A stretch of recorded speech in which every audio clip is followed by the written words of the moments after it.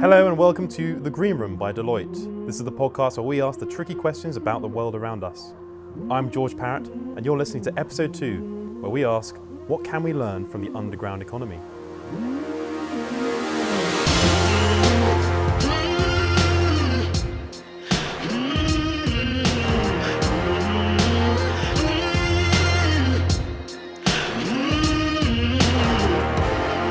Hello everyone and thank you for downloading episode 2 of The Green Room by Deloitte. As you may remember, each week I'm joined by a different co-host, and this week I'm joined by Lizzie Elston for the first time. Hi Lizzie, how's it going? Very excited to be here and excited to be exploring a pretty interesting question today, George. And yeah, Lizzie, I had a lot of fun researching this topic, and my fact of the week is about Pablo Escobar. And at the height of his career in 1980, he had 20 helicopters, 32 yachts, 141 offices and 142 planes in his fleet. Something must have gone right for him. Yes, it's easy to say he must have been doing something right. However, I guess in the grand scheme of things, not so right in terms of what he was doing to the overall economy, but doing it very effectively in his way. And I'm sure there's lots we'll learn about that today as we speak to our guests. And on that note, I would love to introduce you to our guests today. We are joined by Alex Cole. Alex is a senior consultant at our creative agency, Market Gravity. And Alex loves applying new insights and provocations to businesses looking for a new perspective. He lives in Edinburgh and he loves coffee and travelling. Hello, Alex. How you doing?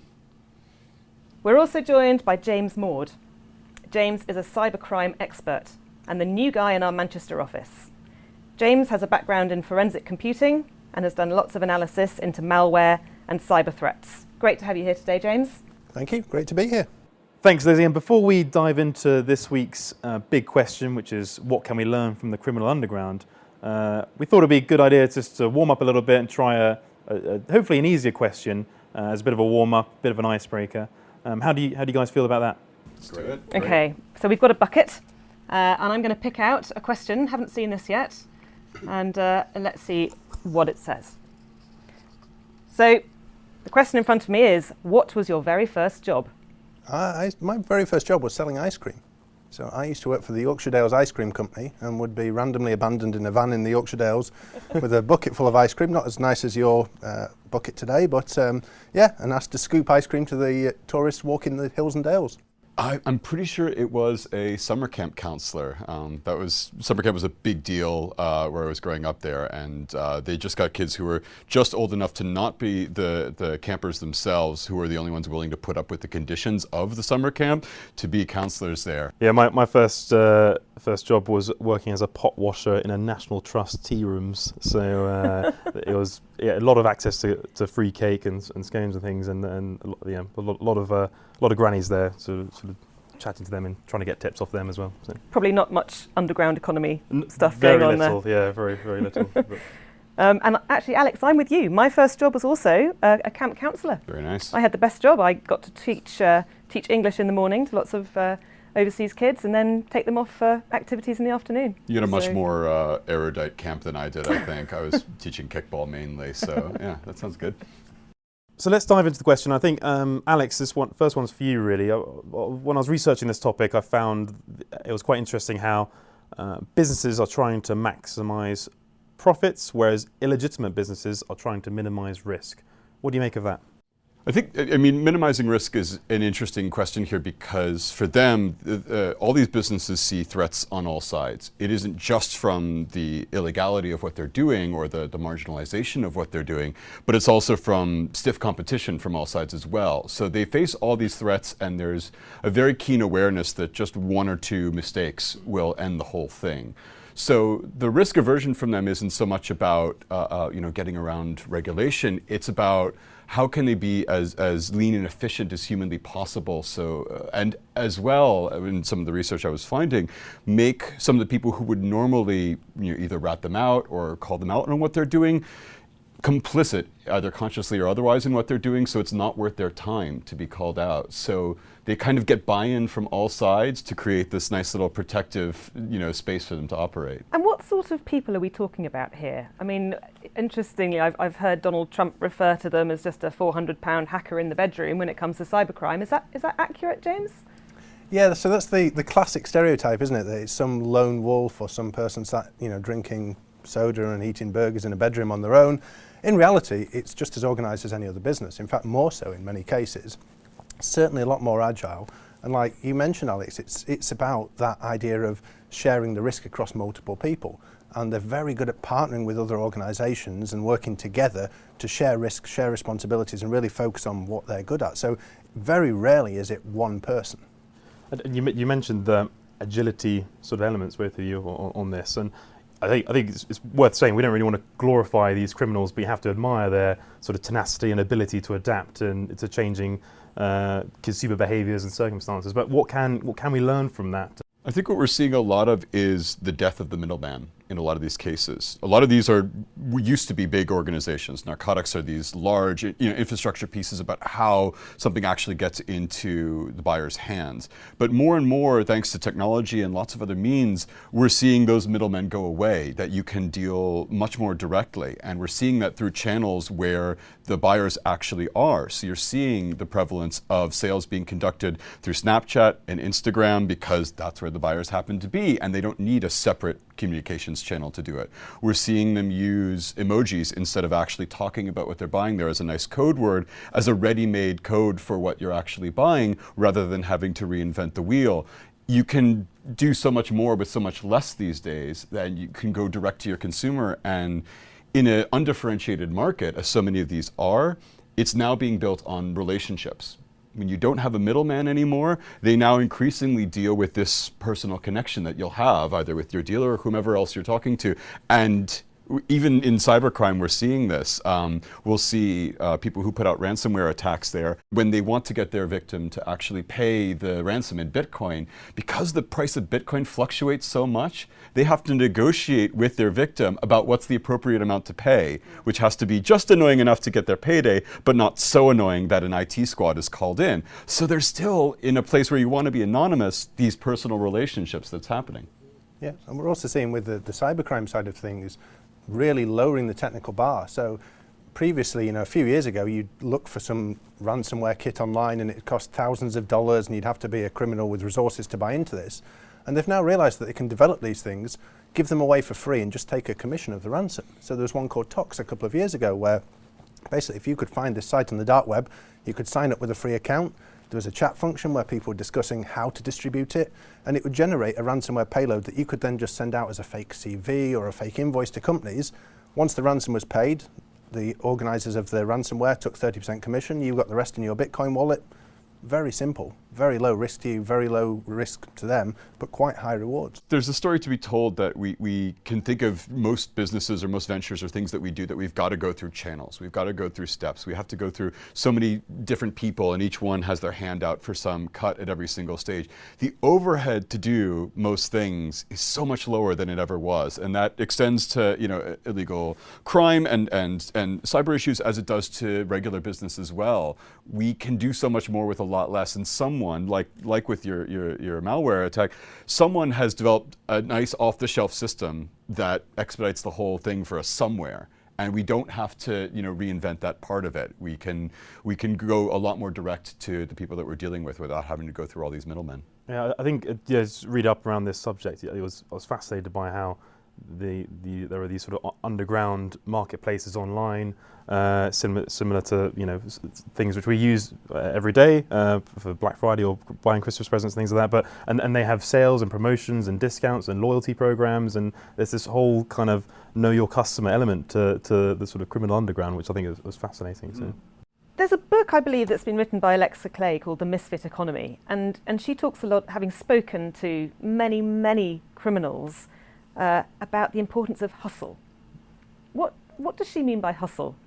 Hustle's a funny one because we can classify it as sales or classify it as lots of different qualities there. But one of the things that came up when I was looking into this was an interview with a drug dealer talking about his team and how lucky he was to have a squad of people who pushed as hard as he did, who were all galvanized by this shared understanding that if they didn't work they had nothing, and they grew up with nothing. They knew what it was not to have anything. And that was this uniting force among everyone. Everyone was pushing for everybody else. Everyone was working that much harder for everyone else. It wasn't for a sales report. It wasn't for a KPI. It wasn't for a nice, end of year statement. It was because if they didn't, they went right back to where they started. And that meant that they were all united by that common cause. It's something I see a lot in these marginalized underground economies. These are people who are united by shared goals, shared ambitions, shared skill sets, and a shared understanding of what happens if they don't work for it. It's kind of self-selecting as well, that actually, a person requires a certain level of motivation to get into this in the first place. When we look at cybercrime, you would have had to do some level of research and go onto dark web and learn new tools, techniques, get access to some of these forums to do them. So it's very self-selecting, and to some people it's hugely appealing compared to traditional, very rigid marketplace where I have to work as an apprentice and then work my way up the company ladder, or I can just become a cyber criminal and suddenly I can do what I want. I can work as agilely as I want. I can work from home. I can work remotely. It doesn't matter anymore. It really breaks down some barriers, and these things are hugely appealing to people. The propaganda online, like we can say that there's a huge shortage of people working in computer security, but there's no shortage of cyber criminals, and perhaps we need to rethink how we market careers in cybersecurity and computer programming to people. People seem, attracted by that thrill of the chase sort of element, that catch me if you can Absolutely. kind of angle. And yet we have, roles like penetration testers, red teams, all these kind of things where you're actually doing that for the good guys. You have to sign a thing to say I'm legally allowed to do this, but people don't always realise how you get into those roles because we don't always market them online as well as the criminals do. The other word I saw a lot that came up was pivot. What's that all about? Yeah, so in the cybercrime marketplace, they will flip from one activity to another. We talk about ransomware a lot, and hopefully everyone is familiar with the term ransomware, where some of your data is encrypted and there's ransoms charged to get access to it back. That's something that's come about within the last few years. And as soon as one threat actor started doing it, or two threat actors started doing it, and it became successful, they realised that there was a huge reach and that it's just exploded in the marketplace. Initially, we were just seeing people at home targeted with their documents. Then they've kind of realised they can go after businesses because every business has data. Then they've realised they can be specific and go after file types in healthcare. And we've seen hospitals in the US charge tens of thousands of dollars ransom demand. Even police forces in the US have had to pay out ransoms to get access to their data back. So, things like this where they will cotton onto an idea and within minutes sometimes there's a prototype out there's something in the marketplace that is generating revenue for them. I think cybercrime is just an interesting topic anyway, and people are increasingly sort of seeing columns, inches devoted to this. But is it easier to be a cyber criminal now compared to 5-10 years ago, or? Yeah, the technical bar is certainly lower. There's open source, there's all sorts of online training. It really has built up as a huge economy. You're talking earlier about the idea of a £400 hacker in the bedroom, and then we bring it back to, actually these are organisations with service level agreements, with partnerships, with contracts, with, reputations to uphold. And then we're talking about pivoting and, this kind of thing where you see law enforcement efforts and huge amounts of money and resource go into taking these people down, and yet as soon as you knock out one, another company will come and take their place. They can just switch, they're hugely resilient and hugely able to adapt to the changing market. If you see, for instance, a major breach in the news, or a plane crashes somewhere, within hours there will be spam emails going out saying, click here to see a video of this, or you've been caught in a breach, enter your credentials here. They can really turn things around in a way that most marketing teams would be hugely envious of. I think one of the things when I give this talk to business leaders that they say around a lot of the practitioners in this illegal space is how jealous they are about how close a lot of these people are to their customers and how quickly they can respond to changing demand, to changing desires there. And no one's looking at how this compares to their business model or philosophy there. They're saying if we can do this at all, no one's asking for permission. They will do it that day, that afternoon, and see if it works. And we talk about minimizing risk there, but for them, the risk for them is not changing to adapt to what's going on. That's why they're using these new communication strategies like Snapchat and Instagram to talk there, because why would they continue doing things in the old way? It's clunky. It means that the police will eventually catch up to them.